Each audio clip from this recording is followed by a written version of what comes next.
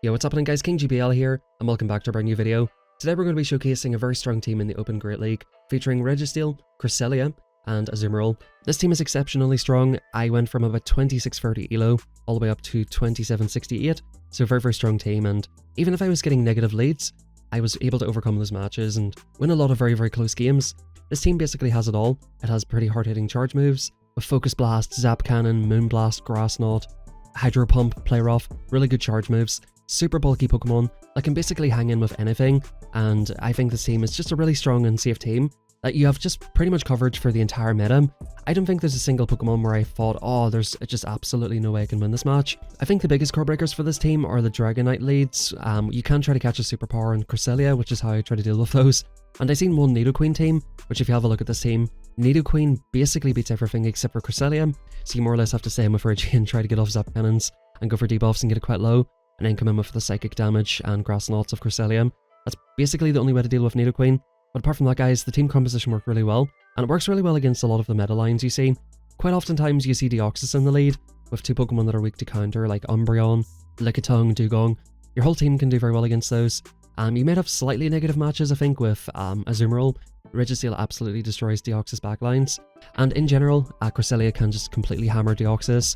It is a pretty negative match for Azumarill, but you can put out quite a lot of damage and potentially force a shield, and Registeel basically beats Medicham and Deoxys in the zero shield scenario, as long as you get a debuff. So, very strong team, I really liked it, and we're going to check out some of the battles today. I played 25 battles with this yesterday, went 17 out of 25, and I'm going to be showcasing a lot of the harder battles and some of the more tricky opponents.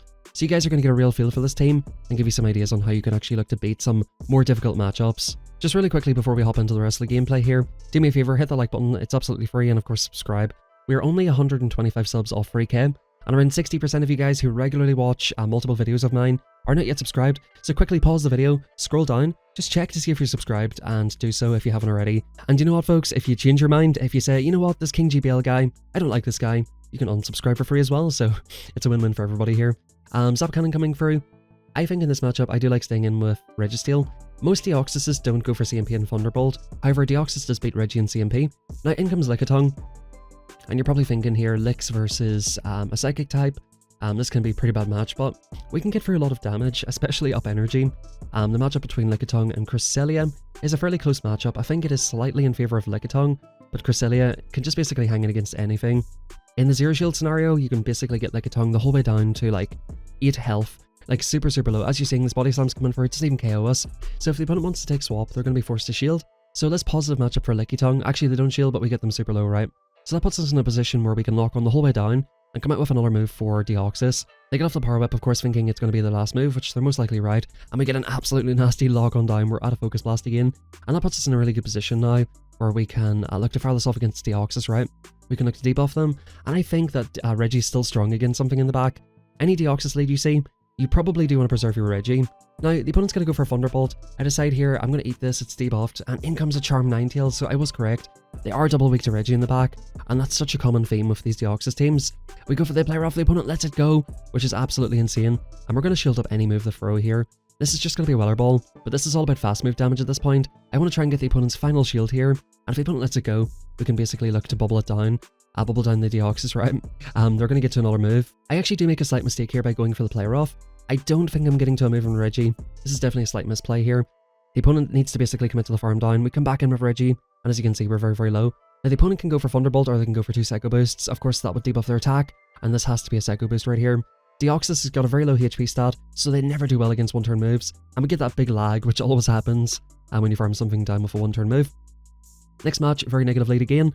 As you can see, like, we're getting very negative leads. In comes Charm Ninetales. So we're going to go straight for Grass Knots here. I think we're going to need at least 2 moves anyway. So boom, Grass Knot coming through. The opponent lets it go. And look, we're not going to be able to Psycho Cut down anyway. So you could have said like, oh, why not go Moon Blast? You're going to have to throw 2 moves no matter what. You're not really going to Psycho Cut down a Ninetales. So I decide I'm going to fire up a shield and look to fire off at least 1 more Grass Knot and try to flip swap on the Medicham if possible. If not guys, Reggie wins the zeros against Medicham anyway. And if we can get a big lock on down here, we can absolutely feast on this thing. Now, the opponent's in a very awkward health range. This is not really lock on down range because Charms and Weller Balls really add up on Reggie after a while. So I make a very interesting play here. I farm up to 100 energy. I'm going to eat up this next move, right? And I'm about to make a very interesting, potentially bad play here but I'll see how it works out for me. I get an energy lead on Azumarill. The opponent comes into Bastiodon, and this worked out perfectly well for me here. Making a read that they may be weak to Azumarill in the back as well, and getting an energy lead could be very, very vital. In comes Bastiodon, and guys, this is game over. We have 100 energy in Registeel. Bastiodon's gonna fire Stone Edge, which will do roughly the same, if not more, than the Psychic, so I'm more than happy to shield that up. Now I'm gonna farm up to 100 energy, or very close to, and fire for the Hydro Pump. This thing takes 2 Hydro Pumps to KO. I don't think I could have Play Roughed and farmed down, but I'm gonna force the opponent for energy on Medicham here, and we're gonna bubble them into our range. One Psychic does not even KO, the opponent goes for a catch, 2 bubbles too early, but one Psychic does not even KO, and we're guaranteed to get off this move. All I need to do is go boom, wham bam thank you ma'am, wham bam combo, Kentucky Fried Chicken and fries here, as Jimmy Finn would say. And looks like our chicken's going to be getting cooked here in this next match. We have another negative lead. We've had one positive lead this set, which was the Noctowl. We have Medicham, Deoxys, and now Stunfisk. Now, we outpaced to the first move. The opponent actually can let this go and live very comfortably and not be able to get farm time of lock on. They let it go, and we just go straight into Cresselia trying to catch the Earthquake. The opponent throws energy anyway. This is absolute best case scenario. Now, you would think the opponent has answers to Medicham in the back, which should probably be answers to Cresselia, but they come in with Gligar, which is not a particularly good match for Gligar. 40 Grass Knots will basically KO this thing. I'm trying my best not to CMP the opponent. One Dig will not KO at this range. I'm going to go for back-to-back Grass Knots here, which I don't think will quite KO, but will get them super low and probably look to force a shield. Boom, Grass Knot number 1 coming through. Yeah, Grass Knot number 2 will definitely take out. So we're either going to take swap on this thing, or we're going to get a shield off the opponent. The opponent decides to shield, and I'm super happy with that, because what I can do is come in with my Azu or Reggie. I think Azu's the better play here, and just look to bubble it the whole way down. We come in with big bulky Azu, and guys, I gotta say, this Pokemon, it is just super, super meta right now. The opponent's digs are not doing very much damage here, of course, being a non-shadow. But Azumarill is looking to core break so many of these teams. You've got Steelixes everywhere, you've got Carbinks in the back, you have Medichams. This thing is just doing amazingly well, and most of the time against Lantern, you will usually get off 2 Play Roughs because the opponent goes for a huge overfarm. We do go for a nice catch on Reggie here, thinking they may still be weak to Azumarill in the back. This is a Power Punch the opponent's baiting, and this is actually a little bit awkward now. I decided to preserve my Azu, because I think I might need it in the back. The opponent's spamming off Power Punches. They're going to get to Power Punch number 3. I decided I'm going to get off the Focus Blast because I was expecting the catch. I was anticipating the catch. Goodbye, Stunfisk. And this is basically a farm down game. We've got 2 shields, the opponent has 1. I'm just going to shield up every single move at this point. And guys, I go for a really, really smart play here. The opponent's getting very, very low, and they're just spamming out these Power Punches, right? Look at the opponent's health. They're going to get off yet another Power Punch, which we're forced to shield. And we're looking in a really, really tough spot. I don't think that I can bubble them down before they counter me down after this next move that comes through. Boom, look, we're super, super low. The opponent has a shield left, and I don't think I'm living the next counter. I recognize that the opponent's on 1 HP. I don't think I'm living the counter, so I go for the 1 HP knockout through the shield, and that ends up getting the victory. I think if that counter had registered, that would have knocked out the Azu. So I think that's a really smart play and something that you guys can look to try and recognize. Now finally we get a good lead and we get a good swap. We're just going to RPS for the win here. The opponent's staying in for some reason. Cresselia is a very, very strong matchup against Lantern. 2 Grass Knots practically KOs here, so we're going to farm it to basically 2. Now if you get greedy in this matchup, it can cost you a little bit. They can look to basically start firing Surfs after landing the second Thunderbolt. So I'm going to put the pressure on the opponent, see if they want to shield, and back in comes Lucky Tongue. And guys, like I said, you know, this is a negative matchup for Cresselia, but you can look to output a lot of damage. I believe I'll get off a Moonblast and a Grass Knot here if the opponent goes for an Overfarm, and even if they don't, we're definitely going to get off another move because 1 Body Slam does not KO. And now we're in a position where we can actually look to fire 1 move with Azu, or of course 1 move with Registeel. Can we get to another move? We do get to it, but unfortunately guys, they do take us out in time. So maybe if we had went straight Grass Knot, we could have got off the 3rd or 4th move there. In comes Medicham, in comes Azu, and the opponent goes for a very, very aggressive swap there. We should be in a very good position. Now, I'd like to shield up the first one, but sometimes they go for the pop, which is very annoying.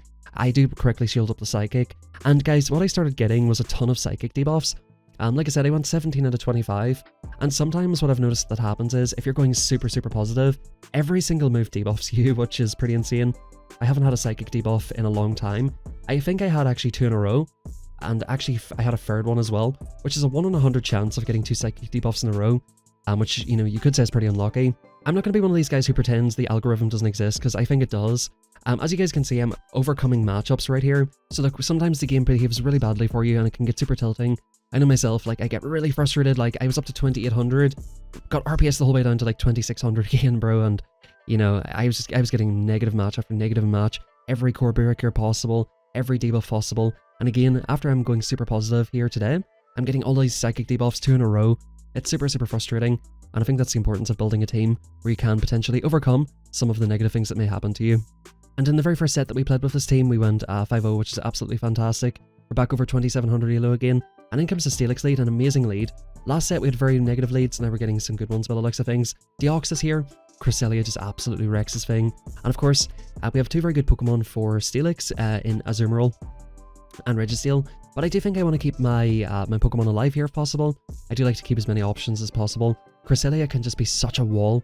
If this is like a double counter back line, Cresselia is such a wall for counter users, and I really love using this Pokemon. This is a really good matchup for Cresselia, but as you can see, Deoxys can definitely fight back. They do pace the moves a little bit slower though, so we definitely just win this. I'm going to throw this instantly, not let them get off another move, not let them put out any more damage, and force them to shield if necessary.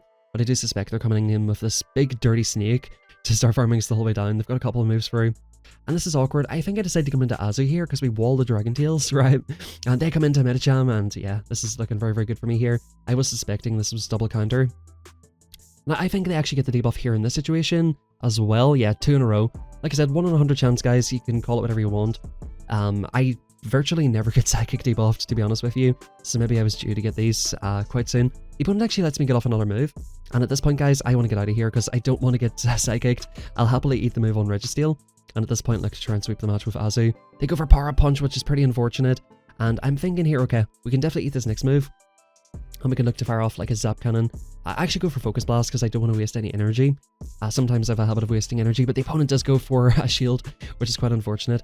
And I'm thinking, guys, we just put all the hope and faith into Azu at this point, and we're going to be able to lock on this into a position where one bubble will KO. The opponent swaps straight out into Steelix, and I'm thinking at this point the Medicham will probably get to a move, and, you know, if you Earthquake me here, you're doing me a big favour, because this means the Hydro Pump will definitely KO this thing. We're going to absolutely one-shot the Steelix. We still have a shield for Medicham, just in case they do get to a move, and that's perfectly game over for me here. And the opponent just counters a little bit, but not going to happen. They probably weren't even getting to a move, but I just knew I lived any move. And like if they debuff me and I start shielding, it's getting awkward at that point. So I decided just to let it go. Now, Venusaur lead, this is a lot more awkward than you would think. The only real answer for Venusaur in this team is Cresselia, but like Registeel is a good matchup as well. You definitely get shields off the opponent. We don't get the debuff here, which is quite unfortunate, and we're going to look to try and take swap here. I don't really want this on Azu, right? This would be an absolute nightmare for Azu. I decided to shield up a Frenzy Plant because this actually gets very close in the twos. I did realize the opponent was on back-to-back, and we're going to eat the second move here. Now, the opponent should be basically dry. 665, they had farmed up 11 before throwing those two. The opponent does go for shield, and I'm deciding, okay, we're going to take this in the 1-to-1. We get 2 Zap Cannons without a debuff. It's about a 65% chance, I think, of getting a Zap Cannon debuff, and not getting 2 in a row is pretty unlikely, to be fair, plus on top of getting 2 Psychic debuffs. I shouldn't be complaining because I've done very positive, but like, you know, I just don't like pretending about these things. Like I said, I wholeheartedly believe that, you know, the best players will rise to the top no matter what. And you can overcome bad matchups, especially with really good teams like this. And that's why I'm showing you some of these negative things that are happening, because, you know, we actually live that Earthquake, which is amazing, by the way. Because I think, like, you know, even if these bad things happen to you, you still can do very well and still can look to, you know, have a lot of success with good teams. We're going to try our best to lock on down here. I end up shielding a Rock Slide, which is quite unfortunate. I definitely would have lived that move. Back in comes Venu. We're going to fire off the Zappery, which will take them out. And this should be pretty decent. They actually shielded, bro. Why are you shielding this? I'm in an awkward spot. We finally get an attack debuff, and the opponent does get to a move. Now the question is, guys, can we bubble it down before they get to a Frenzy Plant? Please bubble us down. We just about do. And we're going to have to eat an Earthquake from Stunfisk. But in comes Stinker McBinkerson here. Stinker McBinkerson. I fucking hate this Pokemon. You guys might be thinking, oh, Azu versus Stinky McBinky. Great matchup. Is it? Is it? Well, let's have a look. Let's have a look and see how great it is. Moonblast coming through. We're going to keep bubbling. They come in with Stunfisk. Is this an Earthquake? This will be the telling moment here. It is an Earthquake, and we're getting super, super low. Now, I'm only 1 bubble off the move, but I think this Rock Throw that just went through is going to KO, or I don't think I'm going to be able to get off another one. Yeah, so 1 more Rock Throw KOs me. So it means if I'd done the extra bubble, I would have been KO'd, unfortunately. So, pretty unfortunate. It can eat a player off on a Hydro Pump, which is just very, very broken. I think they probably need to nerf the moveset of that Pokemon, just to make it a little bit less viable. In comes Lickitung, so very, very positive matchup here. We're actually playing a regionals winner, Harish. I think he won the Indian regionals. We do end up winning this match, just plainly because I RPS the opponent. I'm going to be completely real with you. But here's the thing, guys, and, you know, sort of continuing this topic that we're sort of talking about throughout the video, just because you win lead and win swap does not mean you win game. You know, that's the thing that people need to remember about this whole algorithm thing. You know, just because you're getting unfortunate circumstances, like, if I had have let the opponent counter me down there, they could have taken some sort of an advantage out of that matchup, right? Get a farm of Medi, and then just start launching off Psychics on my Cresselia or on my Azu or whatever the case is, right? you know, this match was over anyway because Clefable does not have a good time, and they're going straight for Moonblast. I thought they might have started baiting here, but they're just YOLOing the Moonblasts here, which is quite interesting. I YOLO Moonblast. I think I should have went for Grass Knot here.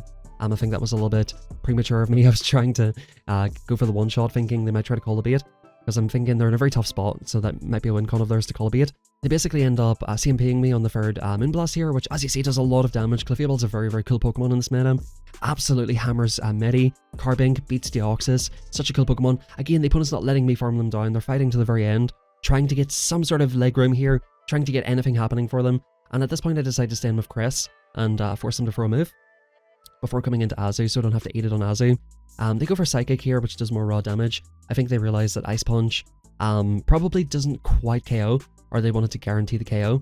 Pop coming through, and I'm like, okay, so you're going to go for a Pop and a Psychic, right, to try and boost the damage. And of course, they didn't have Ice Punch, so that makes sense. I think I do go for a Catch and Reggie here. I was reaching for the Catch, thinking they'll go for a Psychic. Psychic doesn't KO, and again, in comes Clefable, and I basically RPS for the win. So look, like I said, very, very easy win on my part. All I had to do was not completely misplay it.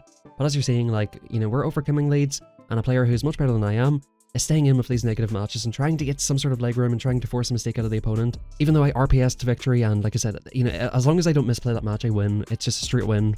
There's no way he can really fight back unless I completely mess up, or unless he makes some amazing plays. And like I said, he was trying his best, but it was just so RPS that there was not a lot he could do. Now in this match, I think I shielded up the first move. I was going to call this because you live a Shadow Ball. He just go for a Surf, unfortunately. I decided to call a second move knowing that I live this, and I think that, you know, Reggie and Azu can both do fine against the lead. So I'm like, you know what, if you shield this, I'll take shield advantage, and we'll take it from there. Sometimes taking swap is not always the, you know, the most optimal thing. I was tempted to come into Azu here at this point, but I decided I'll come in with Reggie. I don't think I can really go for an overfarm. It takes them 15 turns generally to get to the first Shadow Ball. So as you can see, we do eat the first Shadow Ball here, and by the looks of things, they're going to get to a second move here. I was thinking about shielding this here. I think it is just a Surf. It is a Surf, so I can overfarm here if I want, but I just don't really want to. Like, I just want to get rid of this Jellicent, to be honest. It'll hex me into a very low range. In comes Gligar, back in comes Medi, and it looks like Azu's got a lot of play here. Now the thing you need to know about Azu versus Gligar is that a Hydro Pump, including the bubbles, gets it down to about 15% health, I want to say. Hydro Pump does not quite one-shot it, so that is something to keep in mind. I correctly shield up the Psychic, thinking they're not going to beat the Azu, they're going to throw the Psychic, and that'll probably do more damage than the Dig. So that's what you have to try and identify as well. Which move is worth shielding and which does the most damage. In comes Gligar right here, and you're about to see they'll get off maybe 2 digs. Azu is super thick, but 2 digs do hurt quite a lot. As you can see, that would pretty much KO me. I go for a Catch. The opponent does not go for the earliest, they go for the dig, and boom, that takes out the Reggie. So I'm super happy at this point. I know that one Hydro Pump can KO, and they're pretty much dry on energy at this point, so I did have to make the catch. I was getting a little bit close in the end, and that's good games well played. Gligar is a very, very bad matchup for Registeel, but we were able to go for a safe swap, you know, try to get some sort of leg room, some sort of an advantage, and that's what won it for us. A very, very positive lead, and in comes Lickitung. Now, I'm just actually thinking about this now. I stay in and go for the Zap Cannon here. This is a little bit awkward because, okay, we get the debuff, which is great. I decided to come into Azu in this situation. I'm honestly, like, thinking about this now. I'm not sure what is the best way to go here, because our Registeel is really good against Pidgeot. Our back 2 Pokemon are not particularly good against it. I decided to shield up a Power Whip here, just to preserve this for whatever could potentially be in the back. And I'm thinking I can get a farm down and a Hydro Pump off. I can definitely eat the second Power Whip, no problem. Again, I don't think they're going to be at the first move. I can definitely eat this move and look to maintain alignment.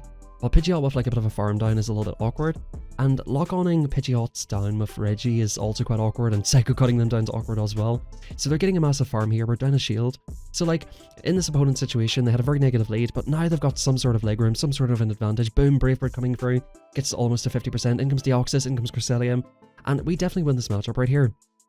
But the thing that you guys have to recognize is that, boom, Thunderbolt's coming through, they can chip us down quite a lot with these moves, and they have a shield and they have a Pidgeot that can do so much damage with Brave Bird.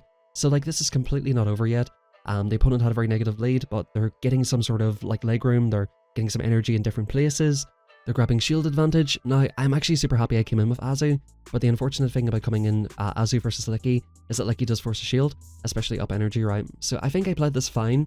You know, in hindsight, it's worked out pretty well. The opponent aggro swaps, which I don't think I like this move at all. I think the opponent maybe was being a little bit over aggressive here. We come back in with Reggie, and this puts us in a really good spot. I think I should have went for the Zap Cannon debuff here, because Brave Bird will almost KO. I'm like, you know what, just Brave Bird me, bro. Like, I think I still get to the move. We just about doing 1 HP. so I probably should have shielded up the Brave Bird, but I didn't want to leave the Deoxys with a ton of farm, which of course would help them take out Cresselia. Now we still have a shield. One Grass Knot should KO. The opponent CNPs me here. I don't think they're gonna, of course, be able to get off 2 Psycho Boosts, and it's gonna be a good game. I was hoping the game did not give you like 1 turn lag or something.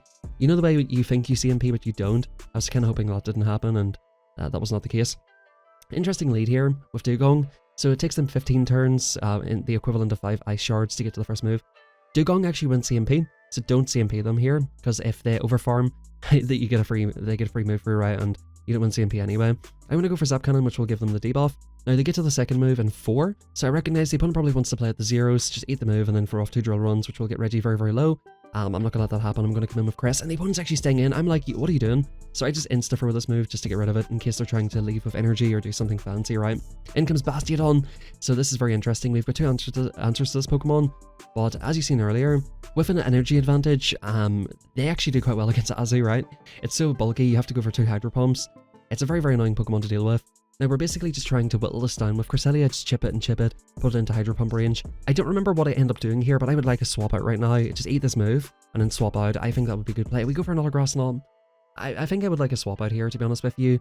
Just preserve some health and Crest, but I guess I'm just trying to maintain the alignment that I want here, and maybe put it into a Bubble Down range. So I guess maybe this is fine here as well. I just don't like giving them extra farm, but we still have 2 shields, and a very big Bubble Down would be quite nice here. We do go for a catch, trying to get a little bit fancy there, go for a couple of moves, right, get them to throw the Stone Edge on the Reggie. They didn't fall for it, so they still have a ton of energy, and we do get the attack drop on the Medi. Now, I actually would not mind shielding here, but the opponent doesn't end up throwing a move, so we're able to get off 2 Zap Cannons. This double debuffs the Medi, meaning Psychics are not threatening for us anymore on the Azu, and we can look to basically get off the play rough immediately. They have a very low health Bastiodon. They are going to get to multiple moves. The opponent's throwing Ice Punch, so I'm like, are you baiting me? Are you seriously baiting me right now? Is this what I'm seeing?